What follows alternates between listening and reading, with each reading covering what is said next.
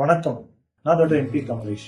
Coimbatore GKM ஹாஸ்பிட்டலில் குடல், இரைப்பை, கல்லீரல், கணைய மற்றும் எடை குறைப்பு அறுவை சிகிச்சை நிபுணர். நவம்பர் மாதம் பேங்க்ரியாட்டிக் கேன்சர், அதாவது கணைய புற்றுநோய் விழிப்புணர்வு மாதம். நம்ம உடல்ல உணவு செரிமானத்திற்கும் ரத்தத்துல சர்க்கரையோட அளவு பராமரிப்பதற்குமான முக்கியமான ஒன்று தான் கணையம்.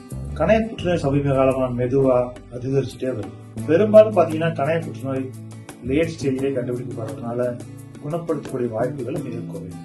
அதனால கணைய புற்றுநோயோட அறிகுறிகள் தெரிஞ்சிருக்கிறது நம்ம முக்கியம். கணைய புற்றுநோயோட முக்கியமான அறிகுறிகள் என்னன்னு பாத்தீங்கன்னா பசியின்மை, அசாதாரணமான இடை குறைவு, மஞ்சள் தாமாலை, அதாவது கண்கள் மற்றும் சிறுநீர் மஞ்சள் கலரா மாறுது, அப்புறம் வெளுத்த நேரத்துல மலம் கழிக்கும், இது இல்லாத வயிறு மற்றும் முதுகு வலி, அப்புறம் இதெல்லாத பாத்தீங்கன்னா புதியதாய் சர்க்கரை நோய் கண்டுபிடிக்கிறது.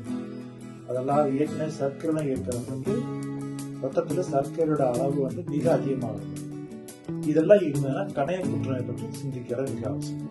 உங்களுக்கோ உங்களுடைய உறவினருக்கோ மேற்கூறிய அறிகுறிகள் ஏதாவது இருக்குன்னா உடனே உங்களுடைய மருத்துவர் அணுகி தீவிரமான ஒரு பரிசோதனை பண்ணிட்டு நோய் கண்டறிதல் மிகவும் நல்லது.